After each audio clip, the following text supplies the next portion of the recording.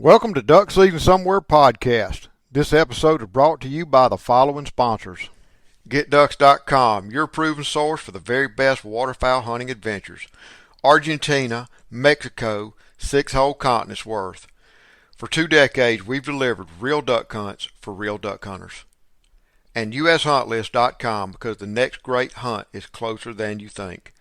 Search our database of proven U.S. and Canadian outfits.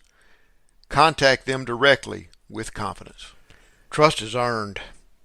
By the numbers, 121 waterfowl subspecies bagged on 6 continents, 20 countries, 36 U.S. states, and growing.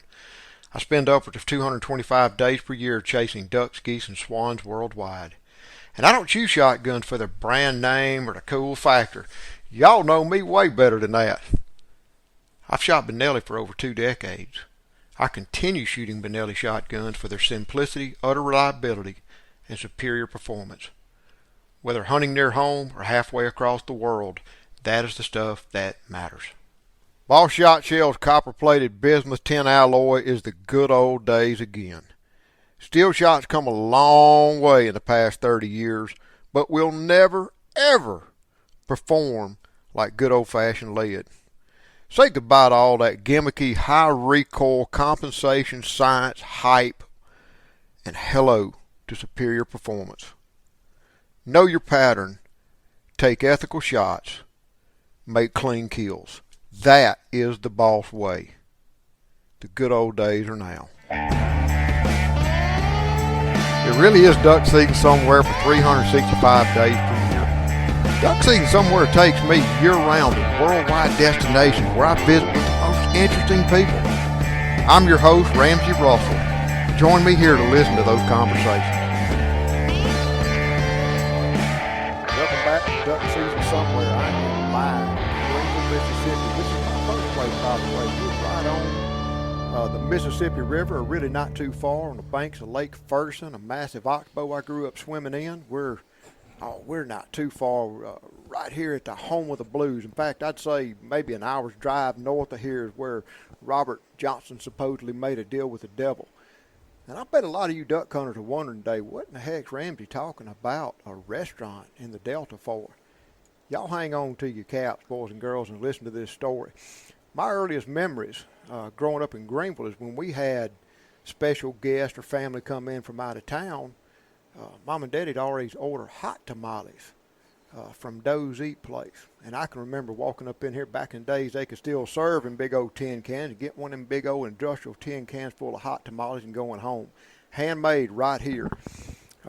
Many of y'all may remember me telling this story, because I was a grown man before I realized hot tamales was Mexican food. I grew up in the Mississippi Delta. It was Mississippi Delta food for good reason. And I was in Wyoming a few years ago, in a 3rd-generation Mexican restaurant. The special was hot tamales, and they were bragging on them. And I said, are they good? She goes, oh, it's the best in the world. And I said, well, you're apparently not from Greenville, Mississippi. Today's guests are Dominick Signa, 3rd generation of Doe's Eat Place. Everybody calls him Baby Doe, Doe for short. And his uncle, Hank Burdine, which I ain't figured out how they related yet, but we'll sort through that. Y'all listen, I think y'all going to get a real good glimpse of a very cultural place and a very good idea of what the Mississippi Delta is truly about. If you want to know a place, any place on God's earth, if you want to get a real good idea of what that place and what those people are about, go sample their food. And that's why we're at Doe's Eat Place in Greenville, Mississippi today. How y'all doing today? Good. Doing good. Glad to be here. Glad to be here. Glad to be here. You know, I read somewhere that this restaurant has been around a long time. It has. How long has this building been here? The building dates back to late 1800, early 1900s. We had the deed on it that dates back that far. Early 1900s. That's right. And I read somewhere that this building started as a grocery store back in that era. And that would have been, what, your great-granddaddy? Or my grandfather. Your grandfather, yes, okay. The Doe Sr. He started it. They lived in the restaurant here, and he'd serve out the front. A lot of hot plate lunches and different things, and then it just escalated from there into a restaurant. So. Well, walk everybody through the whole colorful history of this place, because it actually started as a juke joint. It was actually it actually started as a juke joint. That's right. For black. That's right. And it was strange at the time because my grandfather would serve to the black people up front, and he had friends that were doctors and lawyers and that were white, and they'd come in the back door, and he served them food in the back, which in the 40s was very ironic and kind of reverse. That's right. System, yeah. And then they so my grandfather's friends talked him into turning it over to a full restaurant, and that's where we are today. Now, when it was the juke joint, there's a lot of funny stories. One, some of the police officers would come in and my grandfather would have whiskey bottles he had in the restaurant, and they'd come in and get a sip or two and then go back on patrol. Because back then, you couldn't. There was no drinking, no whiskey, no anything. We were still in Prohibition at That's the time. right. So there's rumors that some of the legs on the tables unscrewed and they could drink out of the leg of the table. All kind of crazy stories. Were any of them true? I don't know. You don't know. I don't know. I get you ain't stories. found no hollow table. No, I hadn't, and no hidden money anywhere either. Yeah. What do you know about the history of it, Hank? Because you were telling me some real nice stories outside. I've been knowing this boy since before he was even a twinkle in his daddy's eye. Oh. That's right. I've been coming here all my life. My mom and daddy used to bring us here, line us all up at the table, and we'd sit up here and eat with them and talk with them. My daddy and his granddaddy were best of friends, very close friends. And I've been eating in the front room here at Doe's in the kitchen with Aunt Florence and Aunt Rosalie and Aunt Mattie. It was just like a second home to me. I've been coming here and eating here all my life, and I feel so comfortable here. It's like home. I mean, it's just absolutely is like home. And when all the aunties were here, the Aunt Rosalies, Aunt Mattie's, Aunt Florence, it was just, you get more hugs than you get anywhere in the world when you come into Doe's Eat Place. And you're not going to eat any better than when you're eating in Doe's Eat Place. I do believe that. I truly do believe that. I have seen every Garden and Gun, every Southern Living, every men's journal, every magazine, hunting or otherwise, that I've ever seen that talked about great places to eat or great steaks or best steaks in the country. Doe's Eat Place always ranks high. Well, that's true, but there's no menu here. And it's invariably folks would come in from all over the world, Japan. I remember one night I saw a whole contingency of Japanese folks in here working on some business deals, and they had about 8 or 10 of them at a big table in the side room, which, by the way, used to be the bedroom, where all the kids were raised up back there. And they couldn't speak any English, and, of course, none of the ladies here spoke much Japanese at all. So when they asked for the menu, they tried to show that there was no menu. So all of a sudden I look, here comes Judy walking with 4 steaks balanced on her hands and her arms, showing them the difference between a sirloin, a T-bone, a porterhouse, and a ribeye. And there all the steaks were, and they just pointing and shooting. What that was, that. So that was the menu. If you want to see what the steaks look like, they bring them out and show them to you. That's right. It's I'm sitting here looking at the menu. The menu's about a 4x8 Christmas card size menu, and there's 10 items. There's 10 items. That's been the same 10 items It's always forever. been that way. We've added.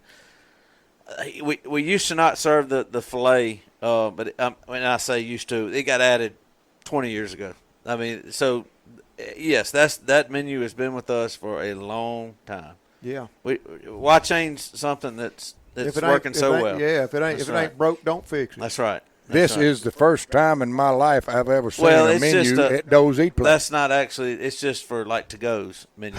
So. Well, she never found. I went and asked for one so I could look at it during this podcast. She had to rummage around for a few minutes to find one. I guess everybody comes in here and knows what they want. They know what they want. They know what they want, and people love hunting season.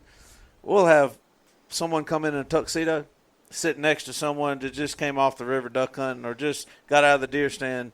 Deer hunting, and they're swapping stories. They don't even know each other. It's just when you come into the restaurant to Doe's, that's what people love about it. You know, you're always meeting new friends. You're always hearing new stories, and it's just the ambiance of it, and it's just unbelievable. It's atmosphere. It really But is. you atmosphere. never leave those sad, and I know nobody has ever left those hungry. If they did, it's That their own don't happen. fault. It's their own fault. If they did, it's their own fault. You know, it's in an old part of town, what we call across the tracks. That's right. The original building is, and it surprises a lot of people from the outside looking in. You say, "Oh man," but that's part of the whole allure in the atmosphere. That's right.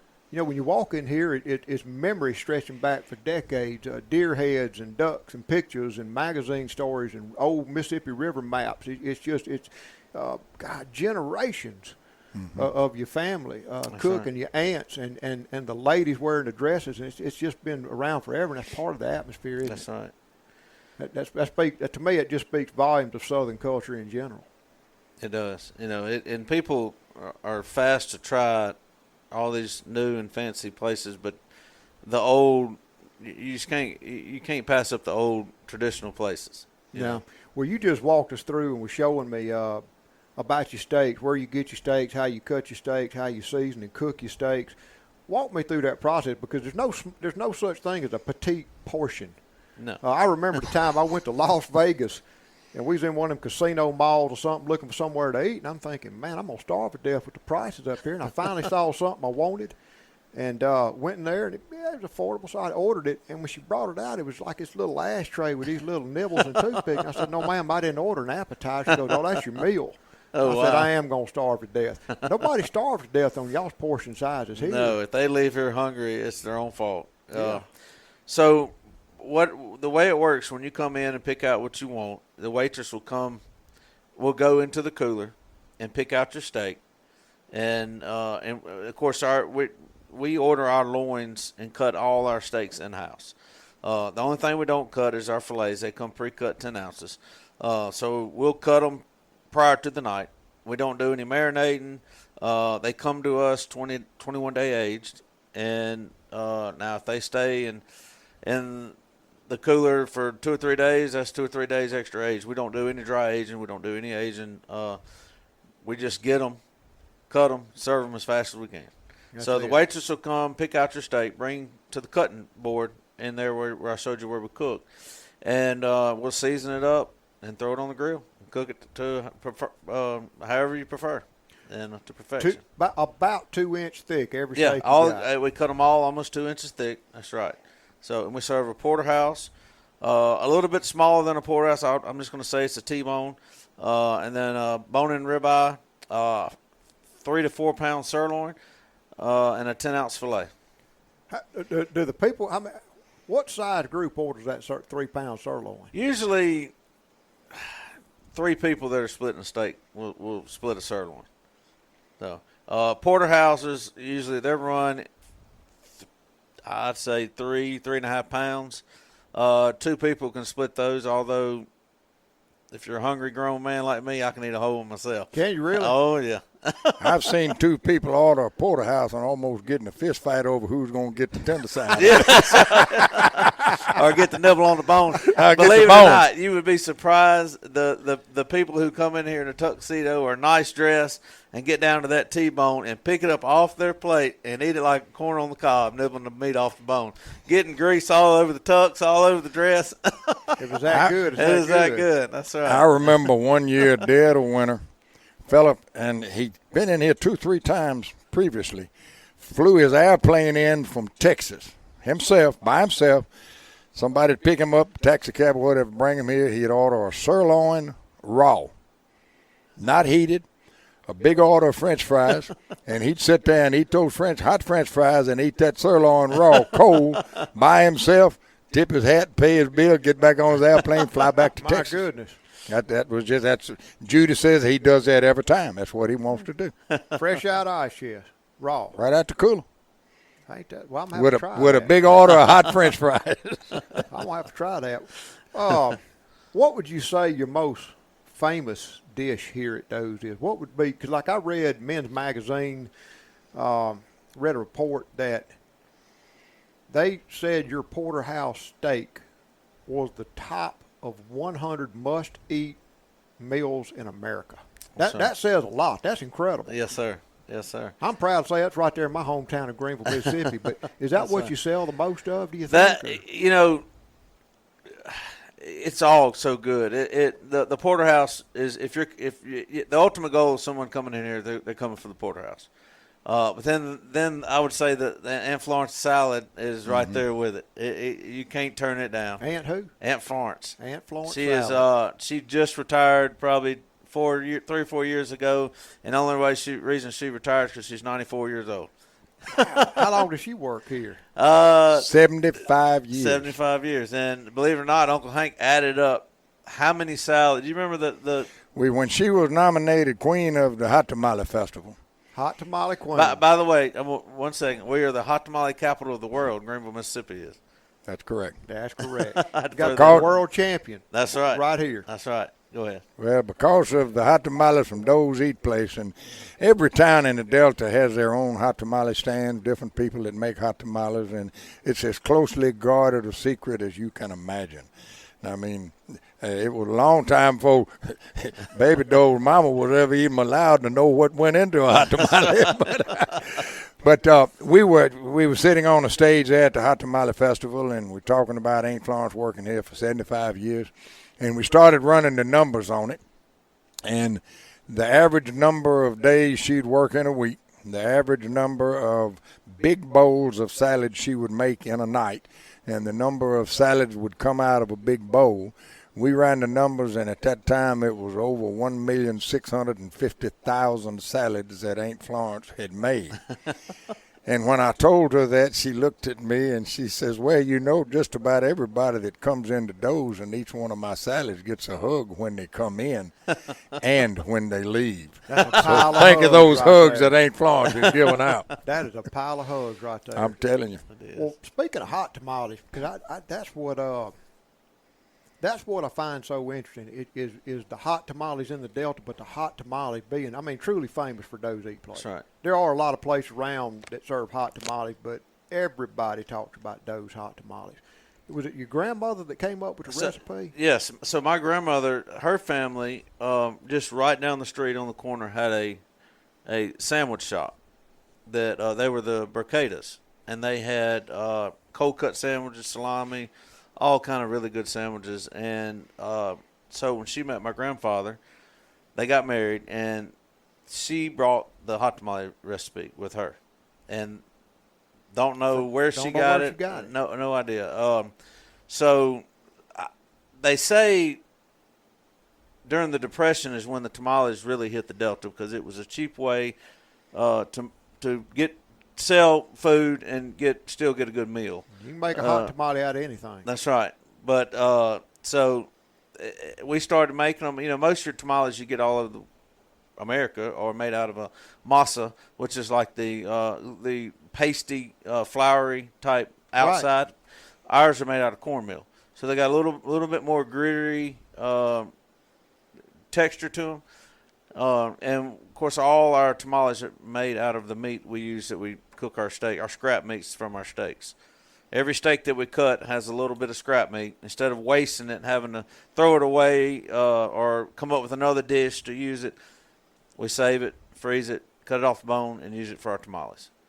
So it is. Our tamales are made with the highest choice meat you can come across. Oh, absolutely. So, you were showing me, we were back there in the back when you were sawing those steaks, and you got to cut off just the little ends of it to get them all square and bam sized, I call them, and that's what goes into y'all's hot tamales. So it's just basically prime beef.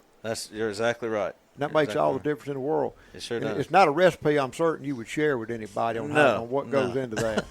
No. But your grandmama got that initial recipe and then tinkered with it.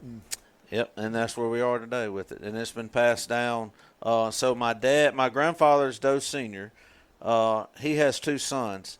Well, actually, I'm sorry, he had 3 sons. My dad, Doe Jr., my Charles Signa, my dad's brother, and Carmel Signa, which is another brother, and then my Aunt Martha, the daughter.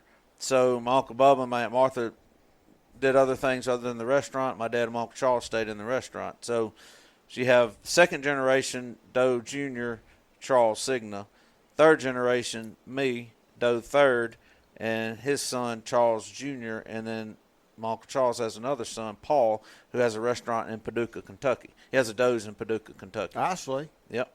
I did not know that. And he does really well. He went up there not knowing anyone, not knowing any of the businesses, and he's been up there for probably 12 years now or more, and doing really, really well. Really, just has really made a name of himself. Well, I know y'all franchise. Like I've seen some around. Are they all pretty much in the family, or do other people come on board now? Kind of outsiders franchise. Yeah, they're all the only two family owned are the one here and one Paducah. Okay. Yeah, all the other ones are franchises, but most of them are family owned franchises. Sure. Like a father that might put two of his sons in one, or a husband and wife that are retired and they have their family set up in one. Yep. So your granddaddy and your granddaddy started the business, and your daddy, who they called Little Doe. Little Doe. Yeah. Big Doe and Little Doe. That's right. Now Baby Doe. That's right. And but you were telling me you almost didn't follow down these footsteps. That's right. For a while out of high school, I went to college and got an ag degree and started at a research station in Stoneville, Mississippi here, and did that for about 4 years. And Dad and I went on a quail hunt together with some other friends, and we were on that trip, and something clicked. And when I got back, I put my 2 weeks in and started at the restaurant, which I've been around it my whole life. I can imagine you've been here since you were tall as this table. That's right. But full time was when that kicked in, and that was all my attention went to learn how to cook steaks and run a business.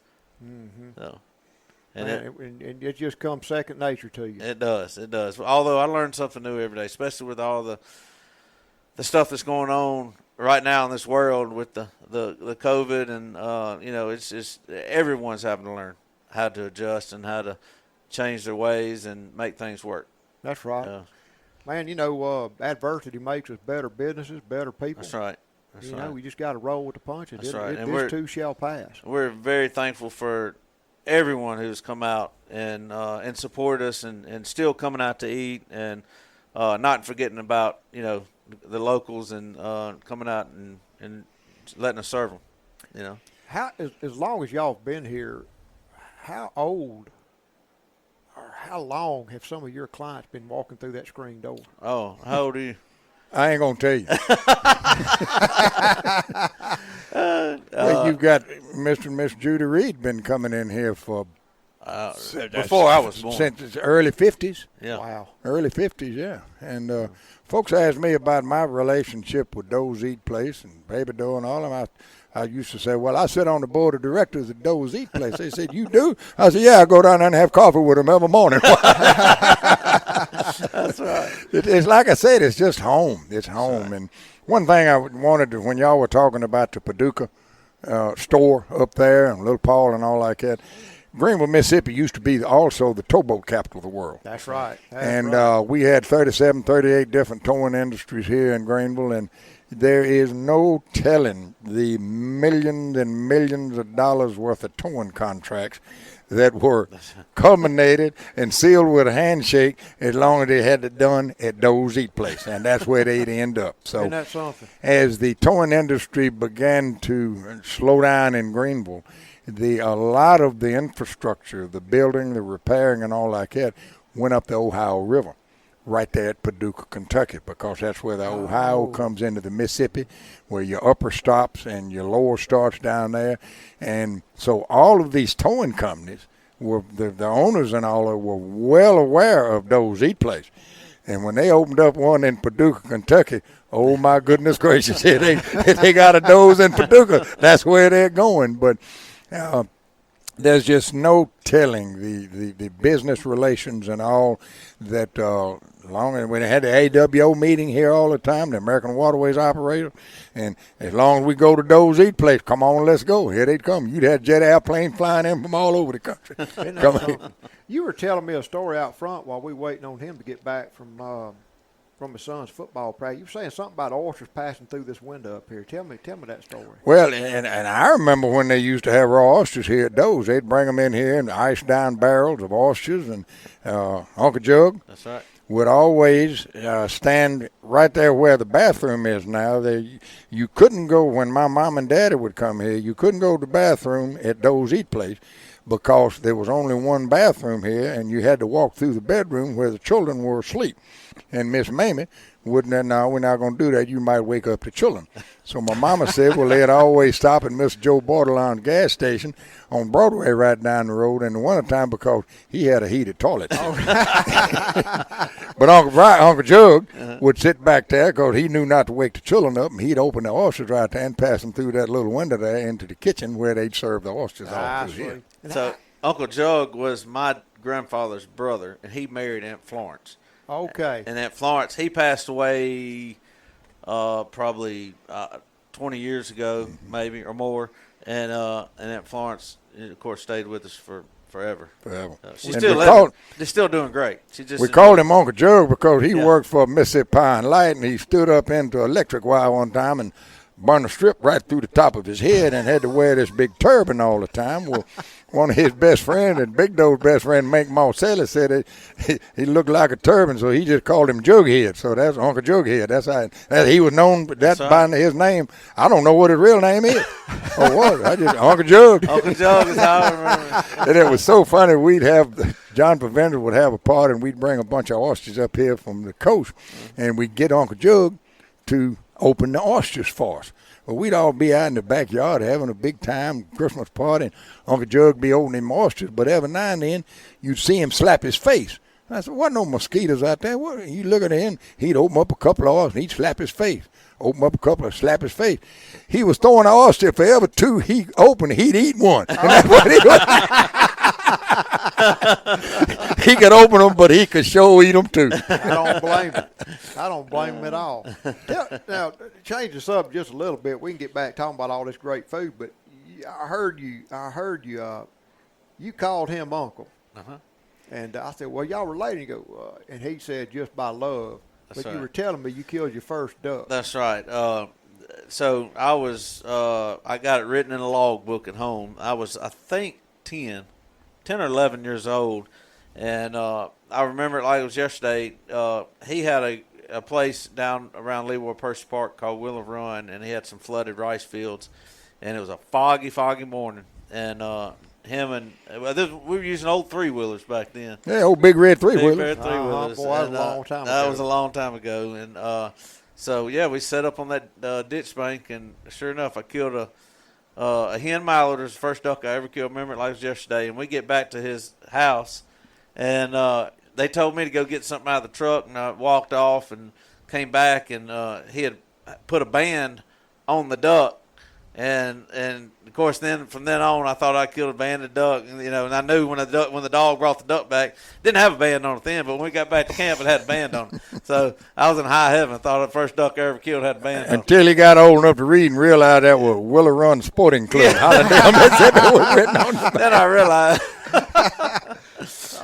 But we've hunted together. He deer hunted down at Willow Run, and now he and his kids hunt down at my farm on Lake Washington, and it's just family tradition stuff that just passes down and down, and I can't tell you what it means to me for his children to come down, where his daddy used to hunt, and then he was hunting with me, and now his children are hunting down there with me. For them to kill a deer down there on my farm, it just chokes me up. I'm so happy. I think I'm happier than they are. It's so cool, and it really is. That's what we're about down here in the South. The hunting traditions, the deer hunting, the duck hunting, and some of the best duck hunting in the world is right around here. That's right. That's right on the Mississippi River. And just wrote an article for Delta Magazine. It'll be out this next week on the ugly duck boat, Jimmy Presswood's ugly duck boat that was built right here in Greenville. And there's no safer, no more effective boat built anywhere in the country than the Jimmy Presswood designed ugly duck boat. I've seen those. And I did not know it was right here in Greenville. Right here, Jimmy Presswood built them right about 3 blocks from right here up on Broadway, right there at his welding I shop. did not know that. He started building them because he couldn't stand to get cold, but he loved to duck hunt. Uh-huh. So he started building these boats that completely enclosed, very low to the water, very safe, positive flotation in them. You open the whole top up to get in it, and then the other side of the top flops down. When the ducks come in, you go to shooting them like that, and got a flop-down dog ladder on the front. Got a butane burner in there to keep you warm and cook your breakfast on and all like that. And we had a big documentary by Grits Gresham. Yeah. Came down here and did a big series on duck hunting in America. And featured in that were 2 of these ugly duck boats. And I'll never forget the one part of that series. He's talking to Jimmy, and he asked Jimmy, he said, "Jimmy, how often do you hunt?" And Jimmy looked at him. He said, "Grits, I hunt every day of the season, no matter what the weather is." And Grits was really enthralled with the aura of big water duck hunting on the Mississippi River, safe in a boat like this. And he said, "Jimmy, I have to make one statement, though." He says, "This boat looks like a coffin." And without batting an eye, Jimmy Presswood said, "Grits, it is to the ducks." Oh, that's right. It's most effective, and it's a safe way to hunt. Very safe. So did your father and granddaddy hunt also? Because hunting is a They did. big cultural thing here in the Mississippi Delta.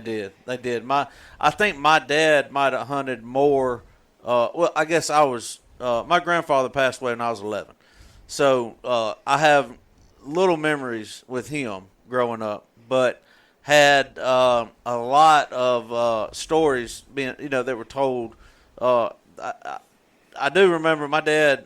We grew up right in the middle of town, and when my parents were off at work, I'd go to my grandfather's house next door to us, and I'd sit in his backyard with the .22 in the middle of town, shoot squirrels out of his pecan tree, because they were eating all his pecans out of the tree. That's right. So, yeah, they did hunt. They didn't always hunt. My grandfather and his buddies didn't always hunt legally, I think, the stories that I hear. Riding down the levee, shooting turkeys and different things. But things have changed. Of course, my dad raised me right, and this one right here raised me right to do the right thing and hunt right. But, yes, my dad taught me, and this one right here taught me all the hunting that I do today. I learned from them. And Dad hunted a lot more. He kind of got out of it the past probably 4 or 5 years. He's had some health issues, and he hadn't been able to get out as much. But he loves hearing the stories when we go out and come in with my boys. And I have a 10-year-old and a 15-year-old, so they're burning the woods down as much as they can.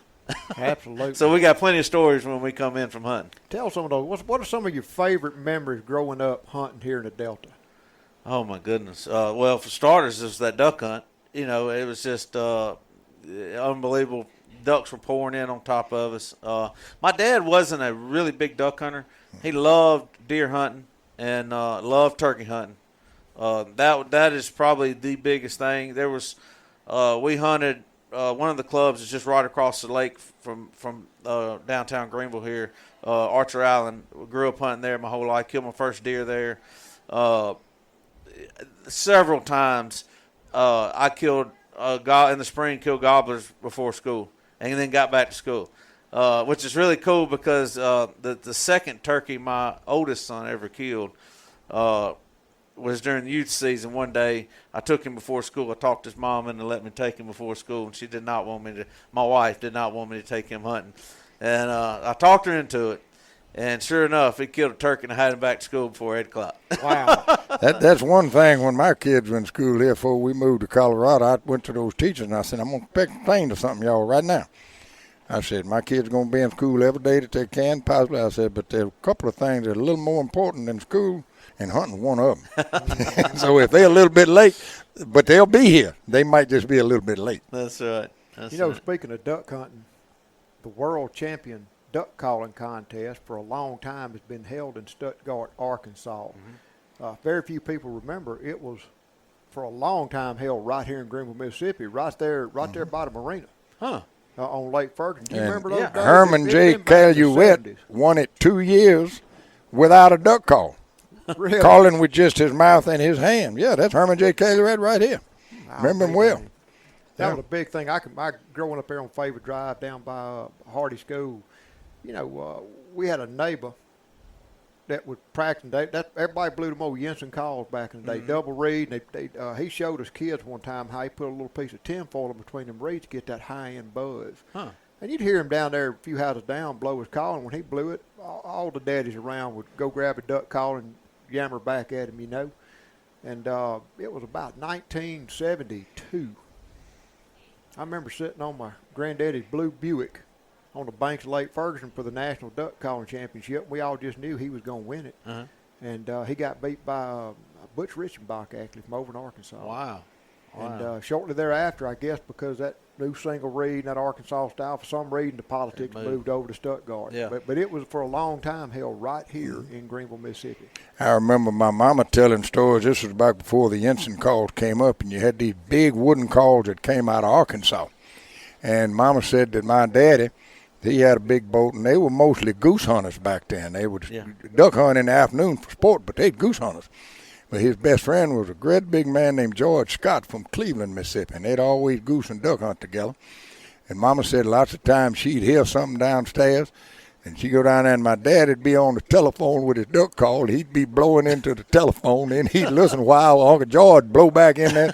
Said 5-10 minutes, they'd call ducks back and forth, never would say a word. And then they'd hang the phone up. When do you think that was, Hank, that they were so big into goose hunting? That had been back in the 50s and 60s.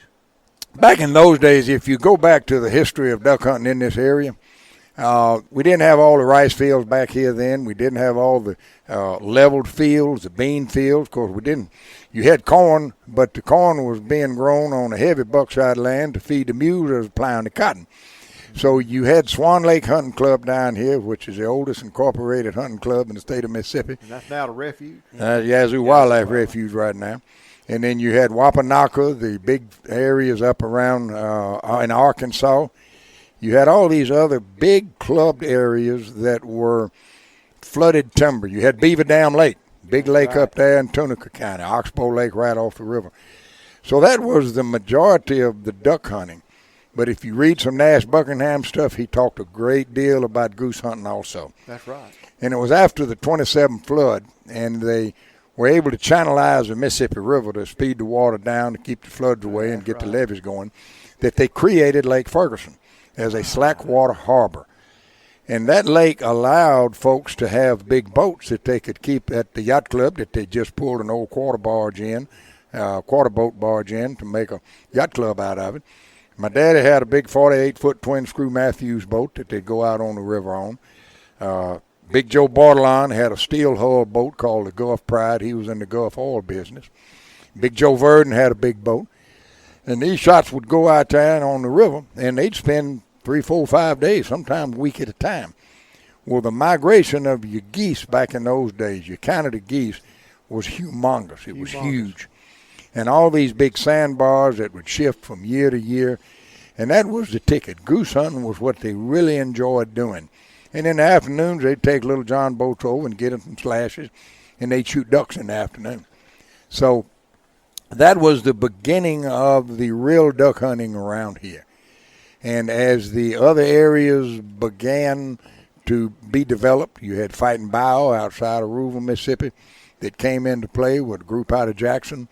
You had Cocola Woods, you had York Woods, you had all these other areas that were natural habitats that these ducks had been coming to forever and ever.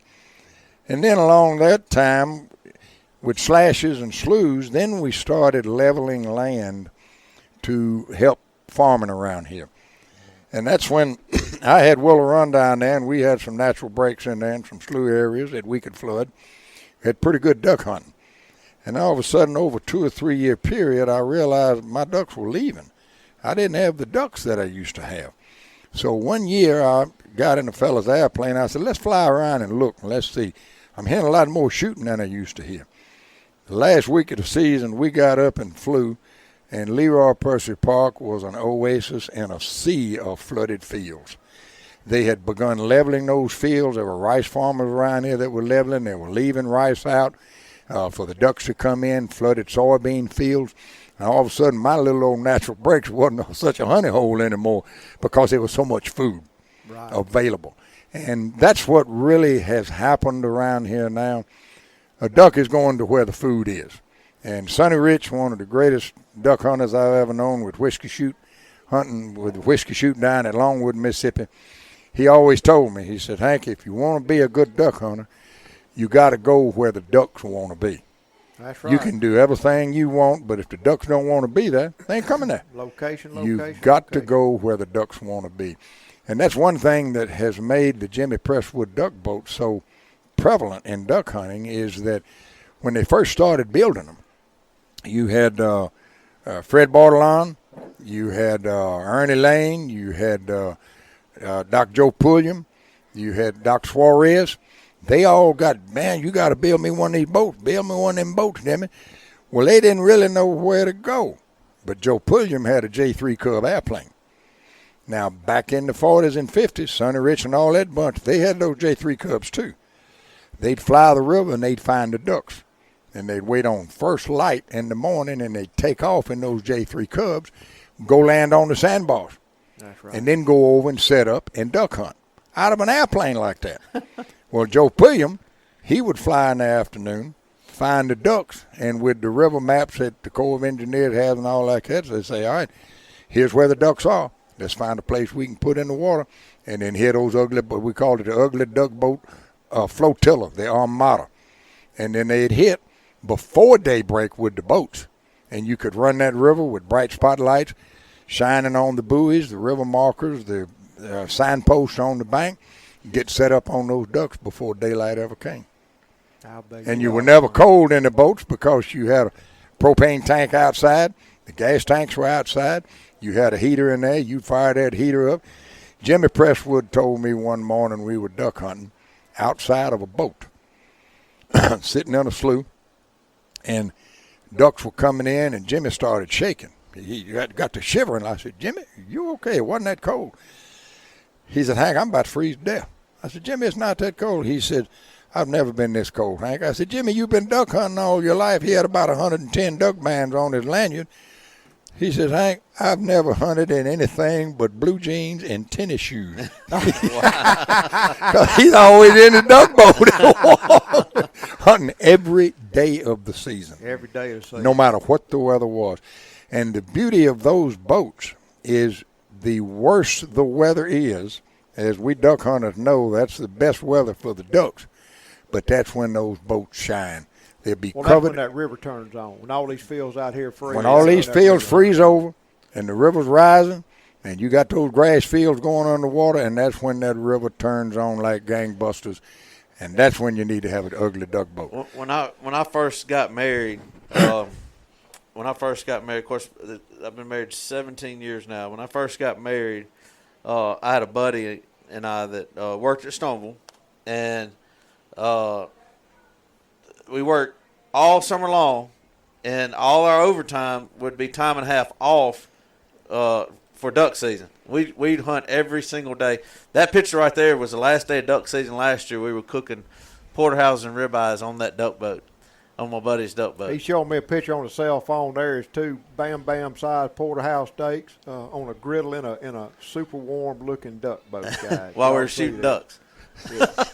Practically wearing a short sleeve shirt. That's right. So yes, I had a 17-foot John boat basically with a 90 on it, and the best days of duck hunting was when the waves froze on the side of your boat. Wow, it was so cold, but when you got there and got set up, and it was an open cab boat with the fold up blind. Sure. When we got there and got set up, it was you could literally sit there. We wouldn't shoot every duck that came in because we didn't want it to end so quick. Right. You would take your time and enjoy the whole. We'd stay out there all day and cook lunch, cook breakfast, and just shoot greenheads, throughout the day. It was so much fun. The river roaring in the background, towboats coming down the river, and these groups of mallards just working in the blue skies, and it's 20 degrees out there. But so much fun. I'd just like to see a 20-degree day in Mississippi again. That's right. You don't get many of them. Right. That's right. It's been a while. Hank, you were talking about those Canada geese, and it brought back memories. course, I was born in the '60s, and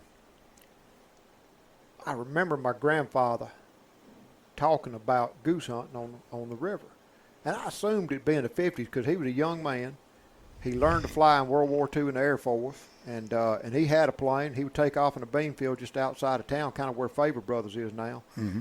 And they'd go hit that river in a sandbar, and they'd dig in for a week. And I just, as I was putting away my daddy's stuff when he passed, stumbled across a box full of photos, but also just like a goose camp notes and records and their grocery list and their shopping stuff and their budget. That's you know, cool. they'd get in those. He would fly and scout, and he would land on a sandbar, but they would come in out of Lake Ferguson out of a boat that I can best describe as looked like something you see out in the Mississippi Sound, just a big old boat.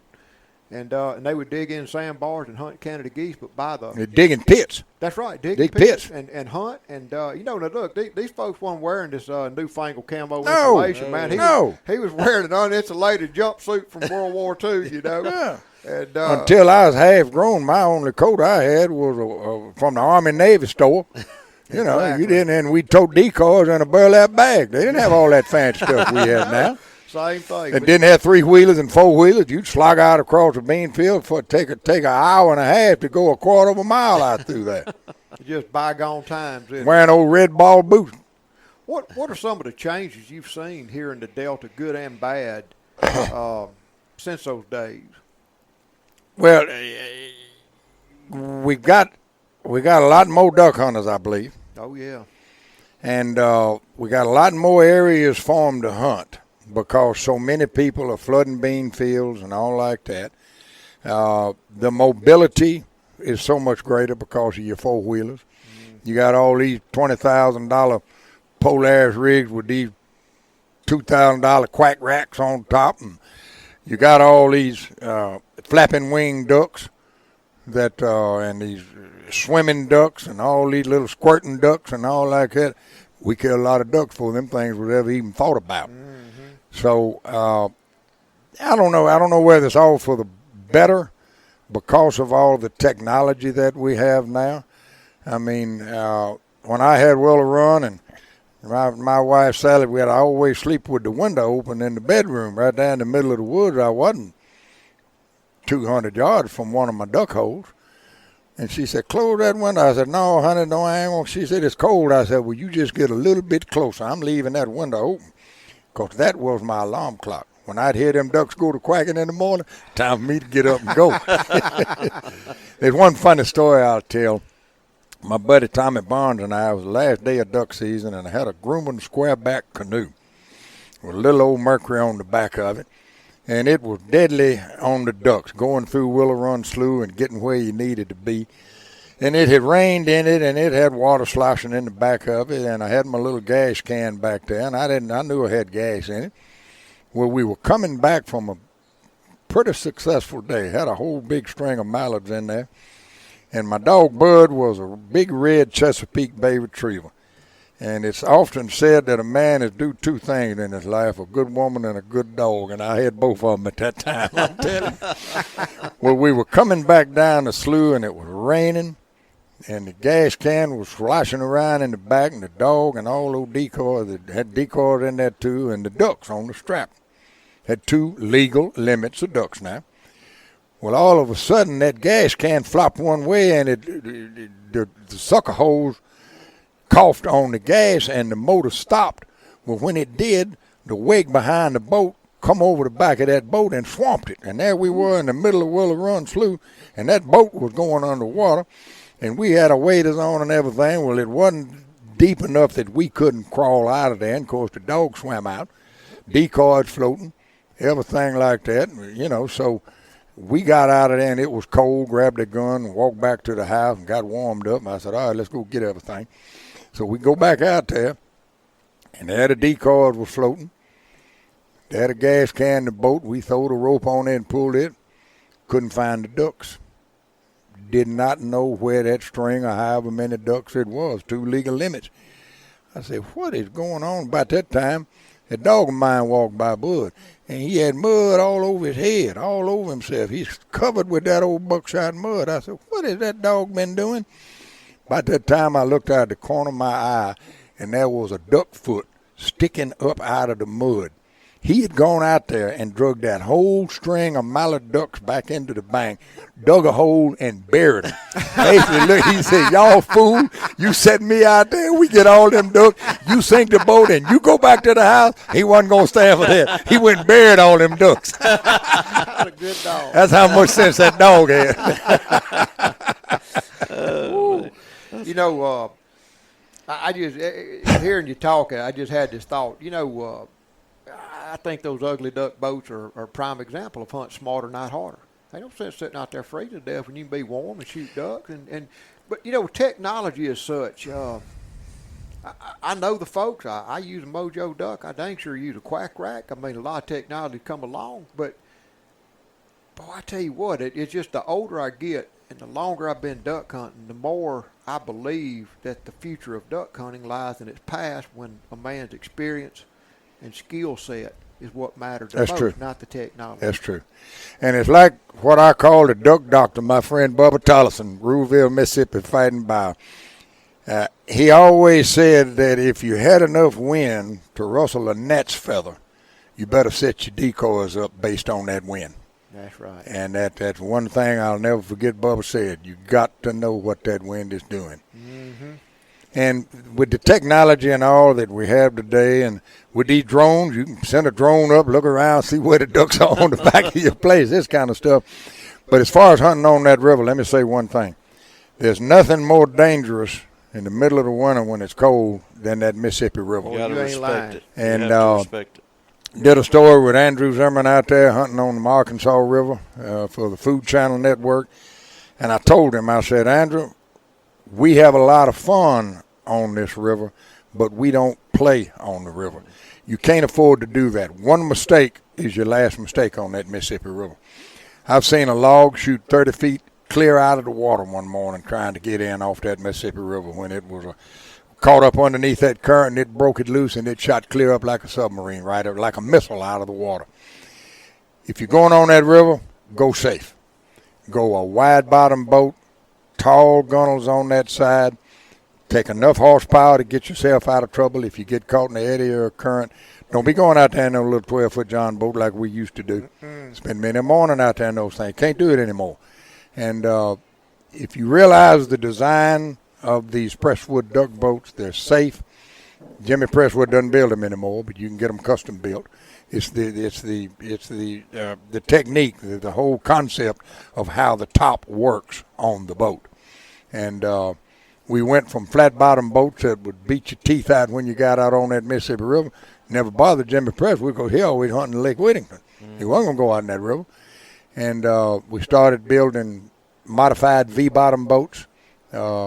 Monarch Boat Company started building them. F&F over there in Monticello, Arkansas started building them. And they're safe, they're warm, they're secure, and they're deadly for duck hunting.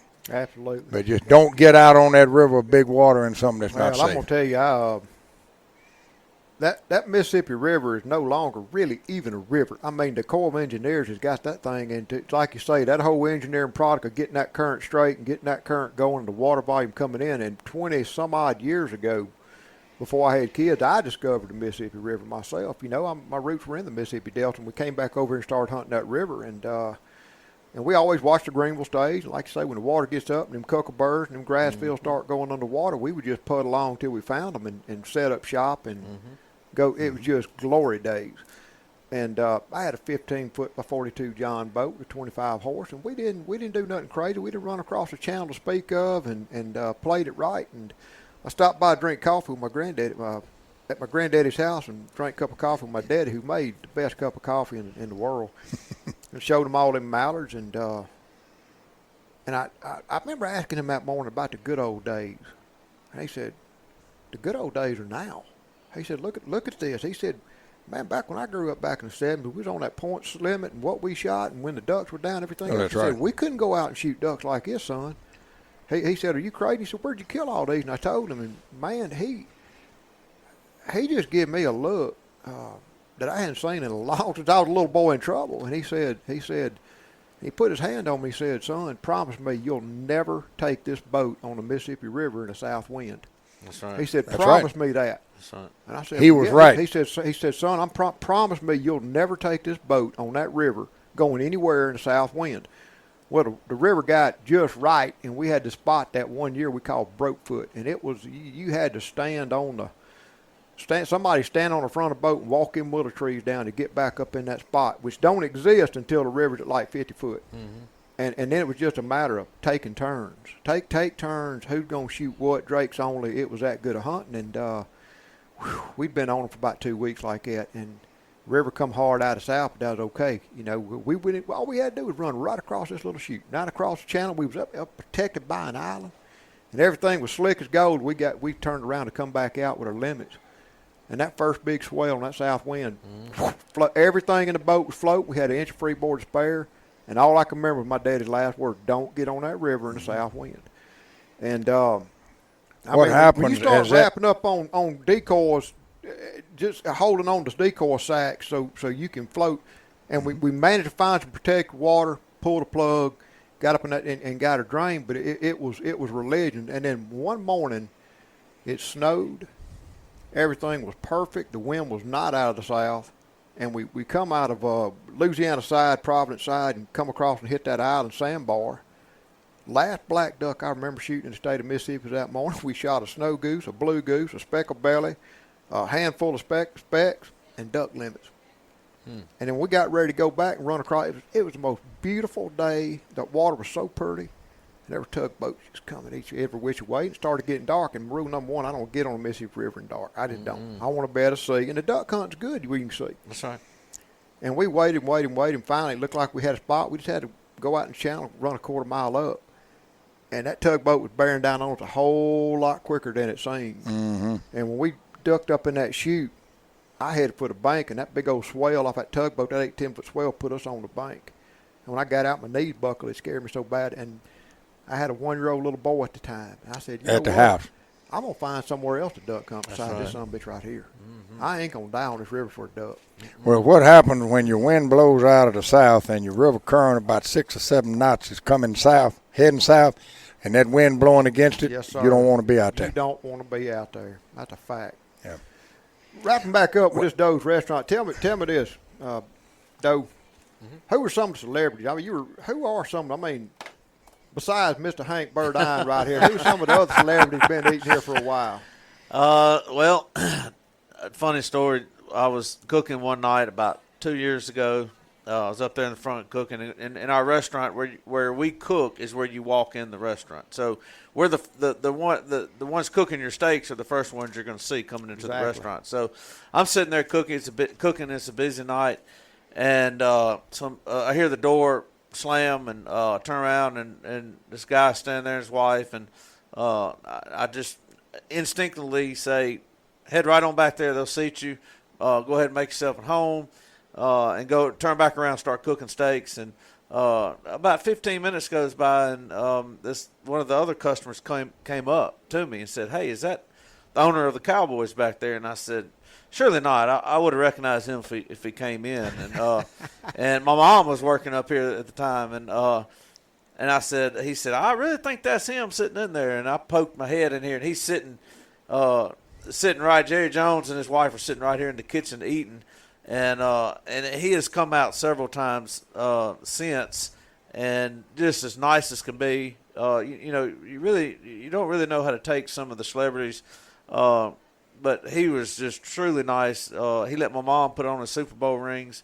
I don't even know how much a ring costs, $20,000, $30,000, $40,000. But she's walking around the restaurant showing everybody his rings, and he's loving it. And I asked him, I said, "So what brings y'all here?" And he says, "Oh, we were down in Florida scouting some kid, and we were heading home. And I asked my wife if she wanted to stop in and eat a steak. And so they landed at the airport, got a car, drove here tonight, and we're going to drive back and fly home." So that was a really, really neat story there to have him come in here. And What they ordered to eat? Porterhouses.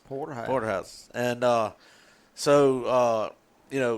Willie Nelson has been in here way before my time. I just hear stories. Well, I remember packing up back when we could, packing up hot tamales and freezing them and putting them in and shipping them to Willie Ness. And Pooty, somebody was his stage manager's name, and he'd call in, Willie wants some hot tamales. We'd send them hot tamales. Sometimes we'd pack up steaks and send them wherever they were on the road. Willie wants some hot tamales. Whenever they were filming for Days of Thunder in Memphis, I guess it's Memphis Motor Speedway, I think it is.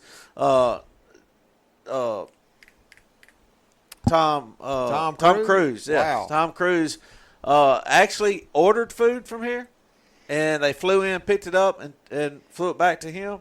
And the story goes he never paid us. He gave us all autographed pictures. We have autographed pictures hung all over, and but I don't think we ever received a payment. I'd rather been paid to get Tom Cruise's autograph, to be honest. Well, you had when they were filming Oh Brother Wherefore Art Thou? That's right. That whole crew George would come Clooney, in. George Clooney, all that bunch yeah. would come in here, and That's right. oh yeah, and the just- funny story on him was first time they were in here. He went to pay with his credit card, and they had just issued him a new credit card, but they hadn't activated it yet. So his secretary had to put it on her. It's really neat being right here in Greenville, Mississippi, and not knowing who's going to come in through the doors. Randy Travis was in here the other night. It's just. I mean, I could go on and on. Dolly Parton, you said Dolly earlier. Parton is of course, that was before my time. We have an old autograph book, guest book. Her name's in there. Johnny Cash's name's in there. I mean, the list goes Liza on. Minnelli. Liza Minnelli used to come in here. I've been in here when she's in there. Some of the Leonard Skinner guys were in here. Oh yeah. And Liza Minnelli's mama, what was her name? The real famous singer. That they've all been in here. And it's just truly, I'm blessed to be passed down a chance to be part of this. Absolutely. So, guys, I appreciate y'all coming on today. I have enjoyed this. I've learned so much about this iconic restaurant that has got more award accolades than I would guess any restaurant in the world, let alone the state of Mississippi. It's most iconic. And you mentioned carry out. Y'all do carry out with folks listening around the country, or That's would right. they be able to order what, hot tamales, steaks, just whatever? yeah, well, we are not federally inspected to ship out tamales across the state, but if you know someone in town that would like to tamales shipped to them, we can freeze them and have them ready to be shipped, and then someone can come. But locally, yes, we do carry out and delivery within Washington County here, for as far as that goes. But yes, we always have hot tamales ready to go. If you want them frozen, call ahead of time. We can have them ready. If you want to pick up a steak on the road or passing through, we can have that ready too. Just give us a shout. Well, Mississippi's a heck of a duck destination, heck of a great place to come for vacation, whether you're into the blues culture or good eating or fishing or duck hunting or goose hunting. I would highly encourage everybody listening, if you find yourself in the state of Mississippi, find Doe's Eat House. Y'all deserve to taste real Mississippi. Doe's Eat Place. Thank y'all for listening, and we'll see you next time. Remember, it's duck season somewhere.